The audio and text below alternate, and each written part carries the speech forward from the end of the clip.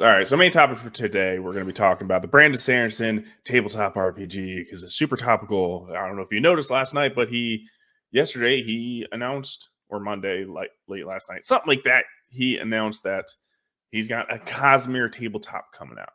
So, and it's available on Kickstarter, and you can go and back the campaign now. And interestingly enough, my wife was selected as a beta tester to be a DM. So we're going to try to get a game going and give people our thoughts and impressions of playing the game. And like I said last time, I actually wasn't supposed to announce that she was selected yet. It said in the NDA to not mention anything until the Kickstarter was announced. Oopsies. But yeah, there's going to be certain stuff we can't talk about. I have a good understanding of what I can't talk about. It's really more the detailed stuff, things that like you were like, oh yeah, that could definitely change. And I won't get in too much detail of the tabletop RPG, but I have thoughts and opinions of that whole thing. The Kickstarter mainly. So let me get that going. Brando Sando. TRPG. Let's go. No, you forgot that. No. What are you doing? Should be on Kickstarter. There we go. All right. Oh my God. He was at 3 million yesterday. He is at $4.9 million in backing. Is that a 25? So he's making $1 million a day, basically. That's where he's at. More. Like I think this I don't know the exact time this started, but it puts started either yesterday. Like, to shame? Yeah. Like to shame, but also in perspective in the scheme of things. Like this is why Eric is so nonchalant about his millions. He's like, yeah. I'm just gonna get employees. Like he's like, I don't know. It puts it all into perspective, Bats. It really does. Like look at the difference, right, between like Sanderson and like Eric. You know, like it's a big comparing jump. the two. It's like I mean, dude, like so. Eric July has his YouTube audience and some other audiences, which are decently sized, a couple 100,000 subscribers. Those don't really even necessarily contribute to viewers or anything necessarily. But like this dude has sold millions upon millions of copies. Like every single one of his books makes it into like the, bestseller or whatever. This guy is like, yeah, his YouTube channel's not crazy big, but Titan. That doesn't matter. Yeah, the guy's a titan. So, yeah, and like we were saying in our stream of the Iron Seas last night, like he's gonna be going down as like the best author of our generation. He is. That's just true. That's just true because like he's not just, I don't know. This is something that even surpasses Stephen King, right? Because Stephen King couldn't claim the same amount of intellectual prowess that Sanderson is able to claim. For starters, at baseline, Sanderson is a theologian. He is a religious person. He comes from that background. He is structured. He comes from a place of like, cerebral, like mental. Yeah, he's got the power of God and anime on his side. Then he went to school. He went to school for the wrong path. And when I say the wrong path, I mean he even openly talks about this. He's got like a master's in English. And he's like, in hindsight, I would have like not done English because like editors exist, right? So like essentially he went to school to be an editor when he wanted to be like a novelist in a way, learning English very well, which helped him. But like what it comes down to is he had to actually go and like branch off in a whole nother path in order to do the author thing, right? And sit there and grind on overnights and become a master at that also. And then now he's able to apply his master's degree in English, combine it with his prowess in writing and teach students. So he's a teacher too. It just keeps going. It just keeps going and going and going. And it's like not comparable to anybody. You know what I mean? No, definitely. And look, it's not all positive here in my opinion. Oh, me either. Well, what I'm saying is with the tabletop RPG. Now, like we said, Titan. This is the guy who can make change. It's kind of why I'm like almost like disappointed by this. And reasons being is we get into the price of this stuff. Oh, yeah, this is Yeah. So the digital PDF version, there's 4 books. So if you want to DM a game, if you want to have a game, you need all 4 books. It's gonna cost you $60 for digital. each. Not each. It's like 20 each. Basically. I want to say was it 2 books? Digital tier list. Choose PDFs of 2 of the 6 core books. So it's $30 each book. So I don't know. I was I didn't look too much in detail. So it's $30 a book, and it says core books. So I thought it was 4 core books, but like shit, does that mean you're gonna have to have 6 books in order to play? I have to say, bro, this is already like a pretty heavy criticism because, like, if your goal, I get it. Okay, so his goal is to compete with D&D. Yeah, That's what he's doing here. That's his declaration. That's what this is saying. That's why it's making $1 million a day. Because other people are also sick of D&D, even if they don't like Brandon Sanderson. They hear about this new system. You're bringing in a lot of people with this. I appreciate what he's doing. This is decentralization, but when you decentralize, you must also improve. There's a reason decentralization is being gravitated towards, and it's because people are sick of it. People are sick of it. Dude, the game's not out. This game's not even finished. It's like you're asking. This is expensive compared to D&D prices. Yeah. Like, what's going on, dude? And if, in my opinion, it's not even so much the expensive part necessarily. I don't know. It is that, but yeah. I think the rules, and look, I'm not the one creating it, and I understand making the rules takes time. Doing the format takes time, takes money, but I think the rules to the game, if you're able to do it, I think that should be free. Like, you want it to be free for people to play. I think everything else is what you should be having people spend the money on. Like, you should be making the best maps for your game. Oh yeah. You should be making the best figures for your game, like the best lore books. I mean, that's what Pathfinder does, and that's kind of why I'm really eyeballing Pathfinder, because if you want the game, guess what? It's 100% free to play or to learn how to play online. And I'm kind of based. Yeah, it's a rule book. Rule books should be free. In my opinion. Again, I mean, that's easy for me to say as the consumer and not the creator. Well, here's kind of where I'm at too, is like there's all this supplemental product. Like you said, you touched on a very key idea there with like maps, right? You said maps. So like, yeah, that takes like time, artists, like that actually costs the company money, like, and it's actually providing content that people can use, not only use, but reuse, because turns out you could just like turn a map sideways and then relabel everything and you're in a different city or something, you know what I mean? Yeah, I mean, that's what video games used to do, like a lot of things. I mean, there was Castlevania, like like one of those games. You play it one way half the game, and then the other half you play it the game upside down. Like literally, the map just flips upside down. Or Halo, it's like you go into one direction in the game, and then Halo 1, and then half the game you're going the opposite direction. Yeah. So they're all reusing assets and stuff like that to save money. But either way, it's like at least $5. Like, I mean, I get you want to make a little bit of money for it, to pay the people that worked on it. Sure, fine, whatever. But like, come on, what are we talking about here? It's digital. Like you just email it. No, I think so. $5-10 a book. I have an idea, and here's my idea. This thought I had, the whole reason I went off on decentralization and stuff is because when bifurcation, decentralization, and distribution happens with something, you need to improve on it. And like one of the things people are sick of is like kind of what you're saying with D&D. Like, yeah, why can't we just learn?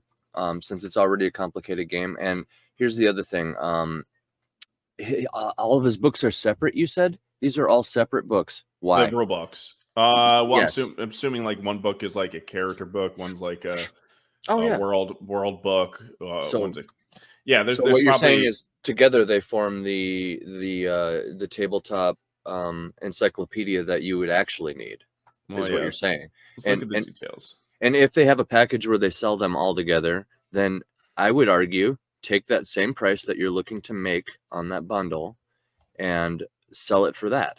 But put them all together in one book. I mean, come on. And then you can Well, put the rules online for free and have the rest of the content in this book for the price, right? And people can learn. And then when they decide wait, that, like, wait. What? Okay. So apparently this is it's a $60 package. So I guess you get more than just $60 worth. right. Okay. So first step, level 0 guide.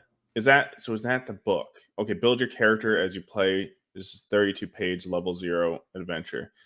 Okay, so it's $10 per book. That's a lot more reasonable. I guess like That's the more $60 is what you're getting is all these other decks and stuff like that. I stand by my point though, saying like, what is the point of separating all of it?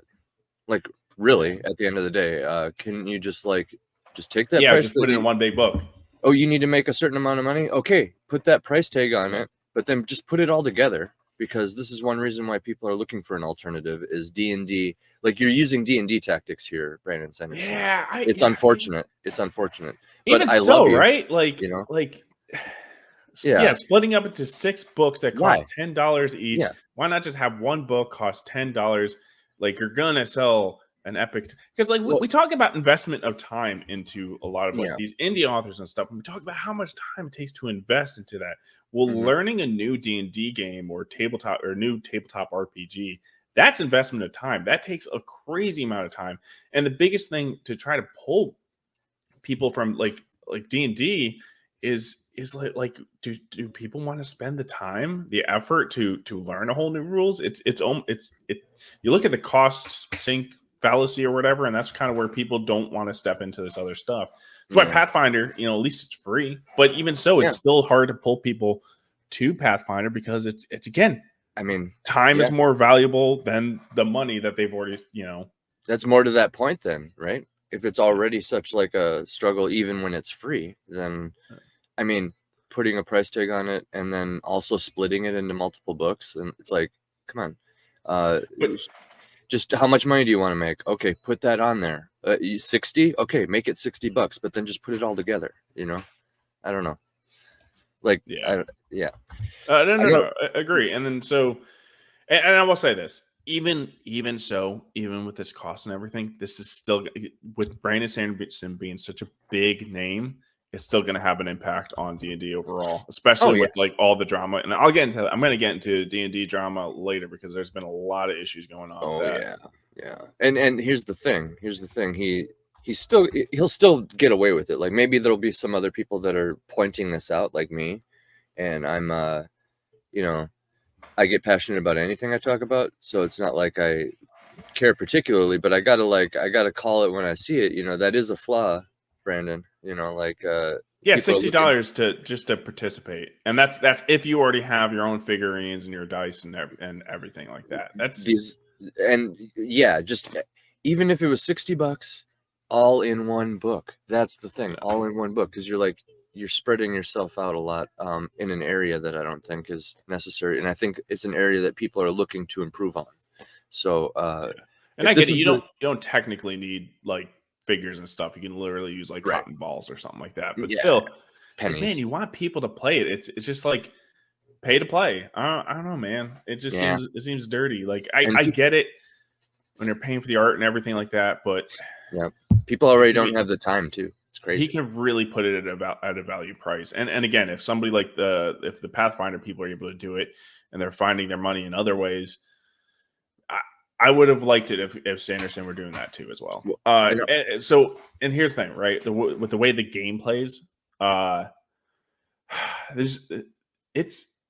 looks interesting. And so on the it was originally told to people that they were saying like, hey, this is a Stormlight Archive tabletop RPG. It wasn't until the Kickstarter came out, he's like, haha, surprise, it's a COSMERE tabletop RPG, which is a big surprise to people. But when we had the Yeah, it's rule cool. set, the classes you could pick were like leaders and soldier or something. Like there was just like random classes. It Yeah. wasn't based off of the Knight's Radiance, and everybody's like, what? Like, Right. how is anyone like unless it's like extremely unrealistic or unfaithful to the books? Like, why would anybody play this game unless they're going to be a Knight's Radiant because they're overpowered as shit? Would that be like saying Star Wars universe, but then where the Jedi?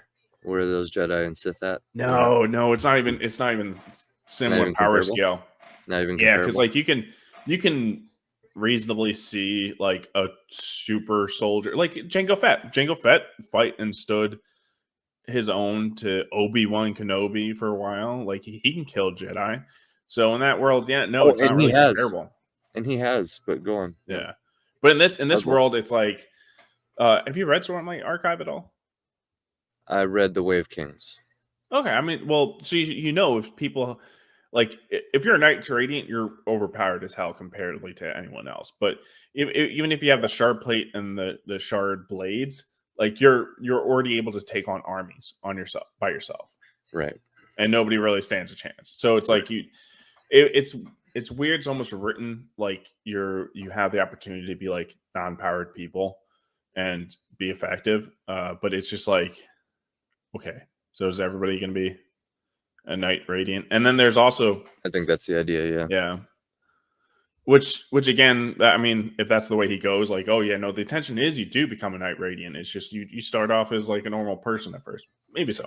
And to be fair, some of the funnest battles in D&D are like, I don't know, when you're like level 9 or higher and able to do PvP, or it's like the final boss fight against the Lich, which basically happens to be just like a custom built character that your DM made because that's the only way he could get all the abilities that he wanted his Lich to have in there. That's kind of what it comes down to, is like you just eventually build your own characters or your own D&D party, and that becomes like the ultimate nemesis to these overpowered characters.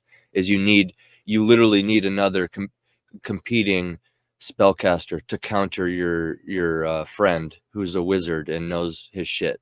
So you got to counter that wizard or sorcerer or whatever, and then you got to lock them down with like some other cheesy tactic. You know what I mean? And that's kind of what it becomes at high level. So I could see this being like I don't know what kind of like monsters people are typically up against in the Sanderson universe. Maybe big demons. I could see them fighting big demon like things. Maybe some It dragons and depends. stuff. It depends on the world, and that's the other thing is like this is the Cosmere, so it's going to incorporate other worlds. Yeah. And in here somewhere, it's so the nest. Like right now, it's only Knights or Stormlight Archive type characters and stuff like that. The next one to be released is going to be Mistborn, and that's not going to happen until 2026. So Okay. which is just like, okay, are we going to have to wait for all this other stuff to be like incorporated for this to kind of feel like a full game? Like, if we play this, are we going to feel like we're only playing like half a game? Right. Like, you're not even playing Is it all of the there? Is that what plans you're and saying? character types. Well, it doesn't seem like it will because he has plans for you to be to also be a Mistborn, which is a whole different set of powers, right? So think of it Right. as like its own class. And then if you're going down that route, well, you'd only assume that you're going down all the other or most of the other books and you're going to be create classes based off of that. So either it's like down the road, this game's going to become way too flooded with classes and just going to be completely unbalanced, or it's like I just said, like you're not going to be feeling like you're playing a full game with just the initial release. Well, that's kind of what D&D did, and this is kind of what I'm saying about, why are you splitting it all up? Because you can give us a complete product that people will feel good about, and then your expansion packs can be so fire. You can have such fire expansion packs after the fact that people have to buy them. This worked for Magic the Gathering. They had a complete game, right? Yep. And then, I mean, there's an argument to be made with power creep and all that, yada, yada, yada. But there's a reason Magic is the longest standing card game. I'm pretty sure is what it is. It's the biggest in the world now. It's long surpassed poker and blackjack and stuff. Yeah. At least a few years ago or something. Bro, $385, 6,600 backers. That's insane. Yeah, dude. Yeah, it's a lot of people are so the 400 one, and this one's got only 72 backers. I thought I saw a lot more on this one. Retail. Oh, that's why it's retail. So if you have a little small shop, yeah, that definitely want to pay for that. Yeah, and if you have rewards, if you have rewards at higher prices, you need fewer backers technically. Yeah. So I mean, typically what it is like the player, like from what I've seen, it's like the players don't really carry around the rule books. It's the DMs, and they just loan out the books and stuff like that. That's usually like also the most cost effective thing. Now, if you're usually somebody prepared to DM, obviously you have the book, so you'd bring your own books to somebody else's game if they're going to DM for you, right? But like I don't really see many people, and yeah, this has got the lower backers. Like to be the player, it's $195 for the 4 books. Let me see what's the individual book price. I just thought of a steel man for these divided books, and it does make sense. It does make sense within the tabletop culture, because think about it. If you have everything, if you have the entire actual book divided up into like 4 books, these 4 books are very specific. So essentially the implication is that the DM owns all these books, and like you said, is sitting at the table and just hands whoever whatever book they need to look at. Right? Yep. Okay. And while we're playing the game, here's the rule book, and then I still have the other 3. You know what I mean? You know what I'm saying? Bro. Okay, I'm not good on dice cost. $45. These premium liquid dice are made of sharp edged resin. It's like what? $45 for dice? It's a dice set, so it was a 1 set. Bro, what? Well, I know what they're doing. So this is a unique dice set, Bats. This is a collector's. Yeah, I guess. Yeah, that's a good point. It's probably not going to be available after the set, but that's insane. And somebody told him that too. Yeah. Well, I mean, he's really good with the collector's market. I mean, him with his leather-bound books, like that's usually I've seen him give advice to other people, like make sure you keep the rights to the leather-bound, because you can always do like Kickstarters and stuff like that for your leather-bound. And I know that I'm pretty sure Shad and Brooks got that advice from Brandon Sanderson. So yeah, I know he has made a good amount of money from just selling the leather-bound bound versions of his books. Oh yeah, but okay.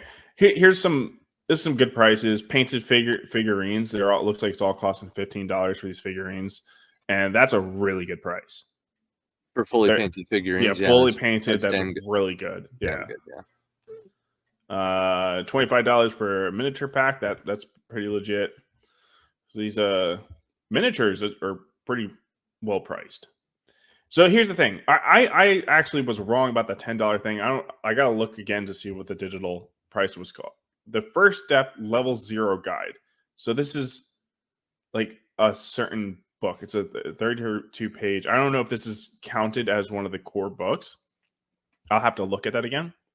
That's what's $10. Okay. Right. I still stand by what I was saying earlier, though. Even though I thought of the Steel Man. They should have, I would say, an additional, like maybe you do have like a slightly cheaper all-in-one that's more accessible for people who are just trying to learn by themselves. This is what I think one of the core books is. Okay. $35 for an individual core book. A core book. And that's, remember how we said, why are you splitting it up into different books? Is that, so is it all together then? This is a hardcover book and stuff like that. So I don't think it's like bad for an individually priced book. But I'm like, why do you have to split it up? Yeah. I think it's more expensive. I don't know how much a D&D book is. I can't remember the price. That's pretty comparable. I think it might be more like $25. So sometimes they get to $50 range, I think. Yeah. But here's the thing: Stormlight World Guide, $50. There we go. Okay, Stormlight Handbook, $50. The handbook. The Mistborn handbook. This is the other thing. It's like this Mistborn book's not going to come to 2026. Wait, so is he selling? Is he like reselling all of his different worlds separately? No, then? this is not reselling. These are like rule books. Well, to okay, play sorry, the game. not reselling. I meant like reselling the idea of his worlds. Like, so like meaning like instead of just having United States, 50 states, one governing, federal. Instead of doing like a federal type system where it's top down and you can apply it to all the 50 states, is he seriously going to go through and like sell each state separately to us? Like you got Mistborn, you got Stormlight, you know what I'm saying? So okay, let's look at this Sea. one. The Stormlight handbook. This one consists all the rules you need to play the Stormlight RPG. So specifically that one, but not the COSMERE RPG, right? Yeah, I mean, I assume it's like a campaign kind of, or maybe campaigns. That's a There's good not idea. too much detail in it. See, that's how you. That's how you. Okay, hear me out. If it's just simply to like build those characters or whatever, that's kind of messed up. But if you like package it into a nice little neat campaign that happens to also come with like some and here's some shard plate stats from Way of Kings, and here's a shard blade from Way of Kings, you know what I mean, and it just happens to have these things that coincide. And I think this is more to what you were saying about like focusing on certain things, giving people what they want, making things available, because then you can just focus and go hard on things like maps and items and stuff. This is I mean, a lot of these things are really well priced. I'll say that. Looking more into detail, a lot of these things, it's just I'm really just focused on the rule book at this point. I'm like, that's where I'm I'm kind of like, bro. And I will say the $45 dice set, I mean, that's added to the package to try to give it value. It's $45 if you try to buy it individually. And it's more clever than like a bookmark or stickers, in my opinion, because the dice will technically be needed to play. Technically, yeah. So it's not too extra. In fact, it's like you said, it's a collector's item. That too, yeah. But it's a more functional collector's item than say like a poster coming with a comic, right? Yeah. Because that's just a poster, and it is what it is. It is what it is. It's cool, but these have the same thing in the form of dice, except you'll also need dice to play this game, so it makes sense. It's like Monopoly coming with the 6-sided dice. Yeah, makes sense. Yeah, enhanced digital book of. I'm confused about this digital. So I'm looking at the digital package. Let me go back. Let me just make sure. When I've seen the digital package is typically way cheaper, but yeah. Okay, so this is the e-reader, right? Yeah. See the details. What's the PDF? All right, so this is not the rule book that they're. And I mean, everything we've seen on this Kickstarter so far, this startup it looks really good. Like aesthetically, the website. I don't know how is it easy to navigate, Bats? Is the website easy to navigate? Like you going through, finding everything really good? Is it laid out nice? It seems to be. It looks good on my one end. looking at that, but this is. I mean, it's Kickstarter, but yeah, as a campaign, this is set up nice. I thought you were talking about like. There's even a certain art to setting up Kickstarters. That's kind of what I'm getting at. The reason I'm saying it is because I have my own with A Saga of Sunsets. So it's like I'm looking at it and like everything's laid out pretty good, Yeah. I mean, I don't know what Kickstarter allows you to do. I gotta say, I'm really confused about digital only sets. I don't know exactly what's going on because this is supposed to be what everything that's included, right? This is just the actual. I'm such an idiot. These are just add-ons. Add-ons, huh? Yeah. 1 second. Let me turn my watch. That's probably how you get because it's beeping. Oh, gotcha. But yeah, that's probably for those listening. That's probably how you get to the $500 tier package is he probably is just simply saying, oh, I'll give you everything. Because a lot of times in these Kickstarters, I know in my own comic campaign, that's basically the highest tiers, 150 for basically everything. And even in that one, I tried to give people like something that none of the other ones have. So that would be the explanation for the big one there. Yeah. I just want to figure out, like, I've been going over this for a while. I just want to figure out what the hell's in. Oh yeah, no, that's what we're here for. Yeah. I like clicked on details. What does it include? To the core books. Hey, animation overload. How's it going? Tomb of the Reckoning. What's going on, Dio? Gang. We're just for those animation. I don't know if when you joined us, but we're just going over the new Sanderson Kickstarter, his tabletop RPG. It's been making about $1 million a day, more, but yeah, $1 million a day is nothing to scoff at. From the looks of it, the guy's going for looking to drink Dungeons and Dragons' milkshake. They're coming for Wizards of the Coast. From what I can see, it's a great time to do it. I just great time. I'm confused. $1 million a day doesn't lie. I just want to see what the details of the e-reader is.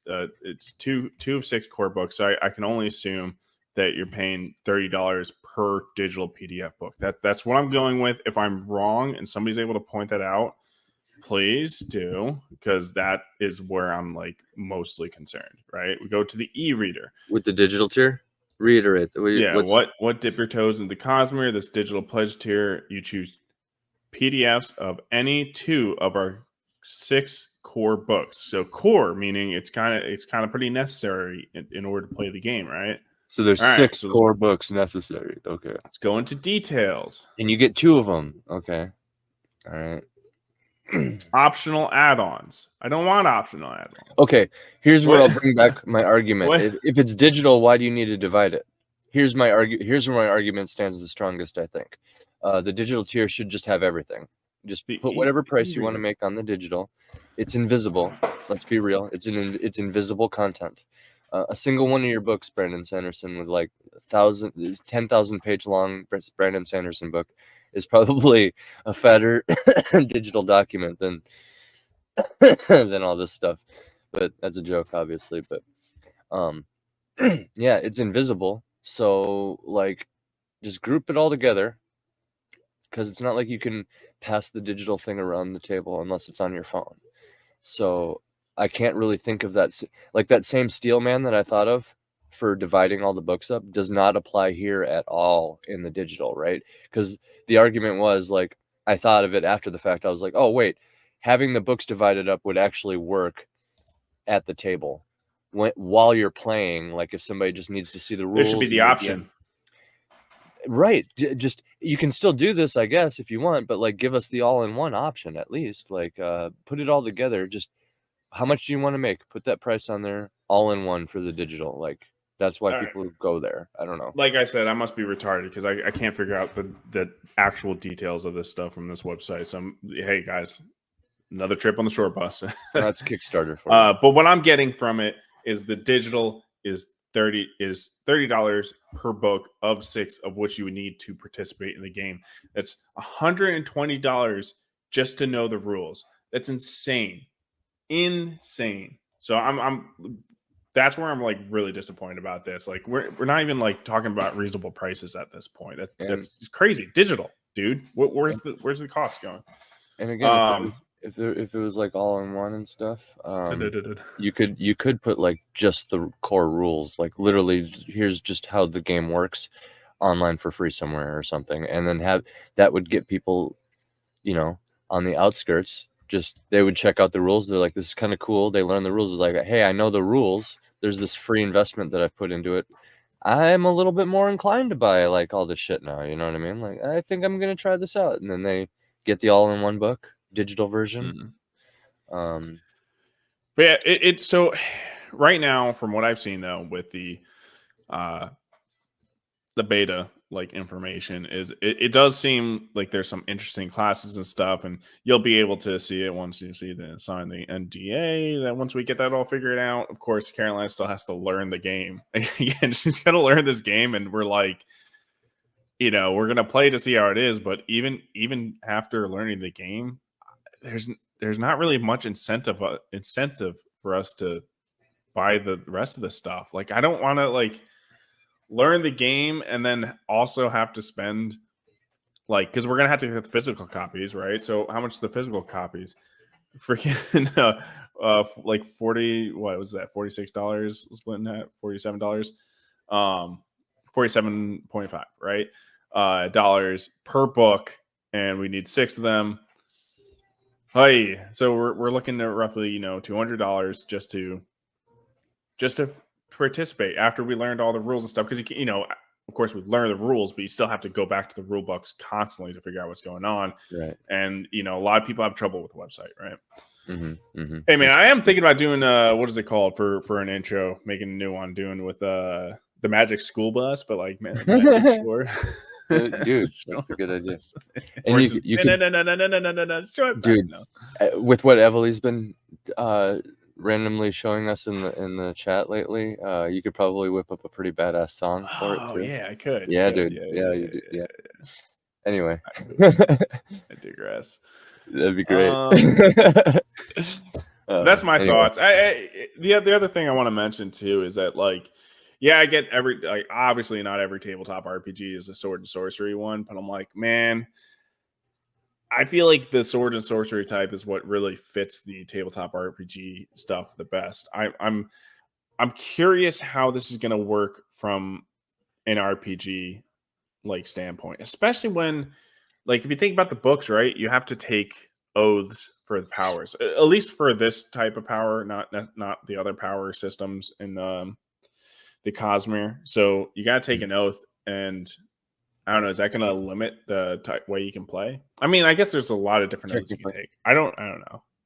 Yeah, and the vibe I'm getting is Planeswalkers, Magic the Gathering. I don't know how familiar you are with that lore, but you can get as lowly as like street level, like level 0, level 1, normal ass human in quotes or whatever, walking around. He literally is just a lumberjack, all the way up to like interdimensional planeswalking semi-deity, seeking apotheosis.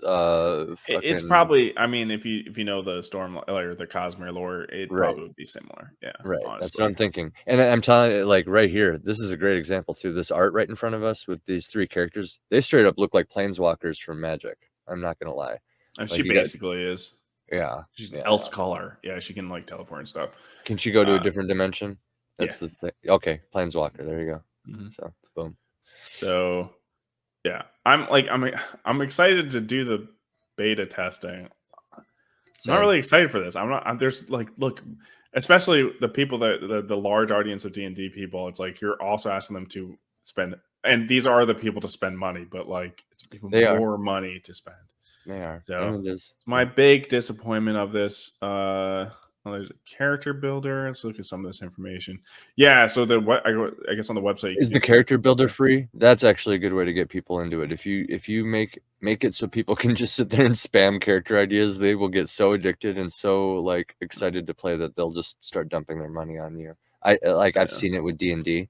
That's how D&D Beyond actually got people to, because everybody was disgusted with that at first. They're just like, this is cool that it's all in one place, but there's like all these other wikis that do it and yada, yada, yada.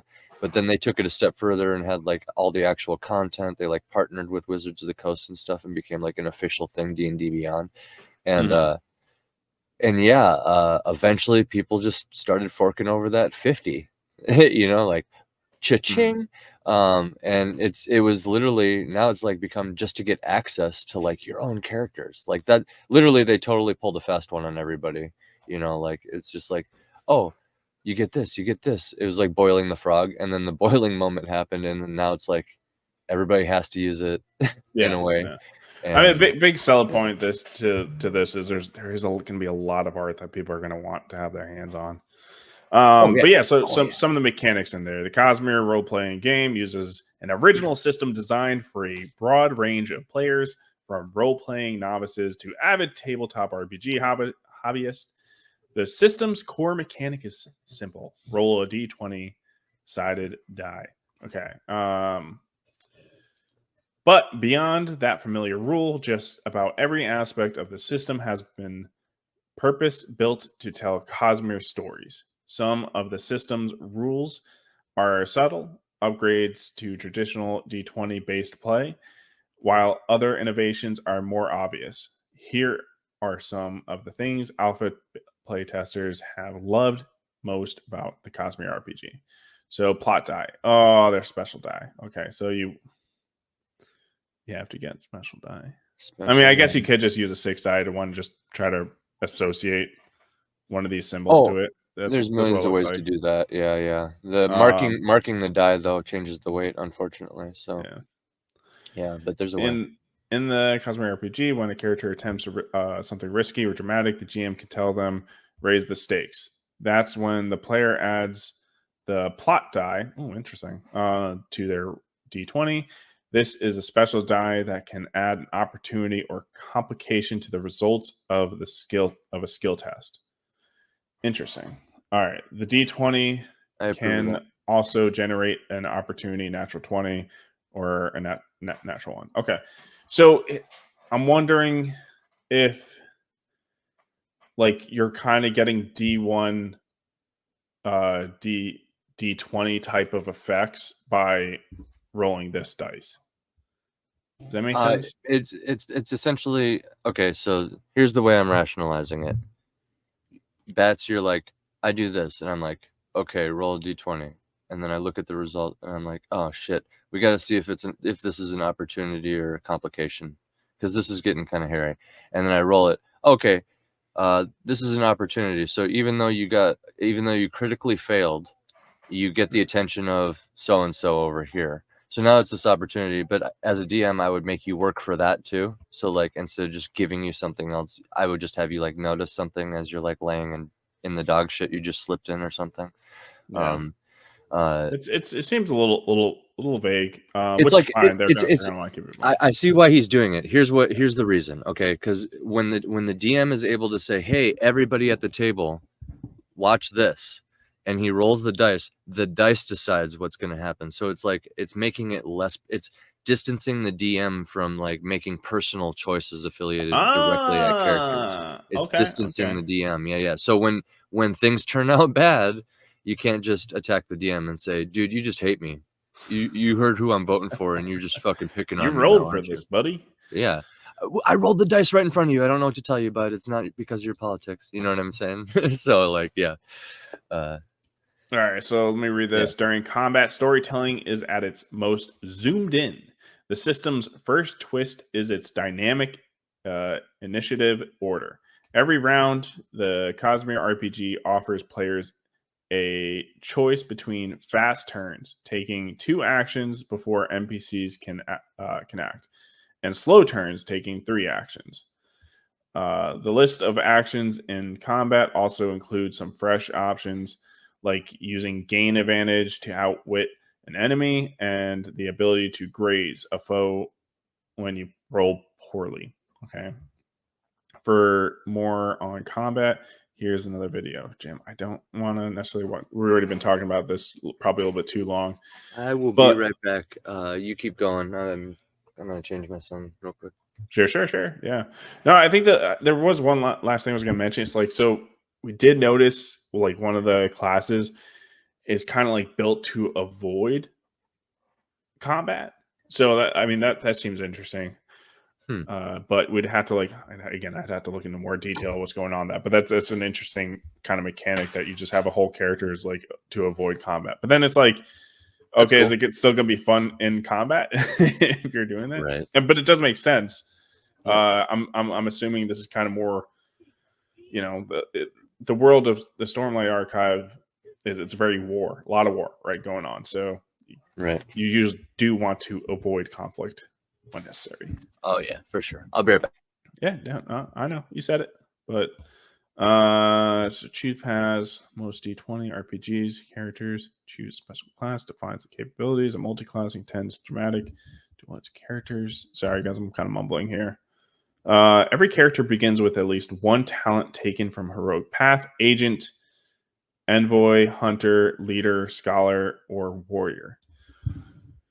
So seems like it might not be set into a class. I wonder if you go down the scholar route if you have to keep going, or if you can kind of pick and choose.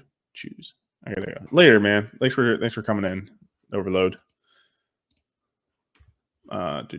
Investigation pass also available, providing characters with awesome powers to grow as their ability skill improves. Dustbringer. Okay, they're gonna have a Dustbringer class in there. I was interested about that. That is a really damage based tree in Stormlight Archive. As Andrew explained, Radiant's pass give access to surge binding skills.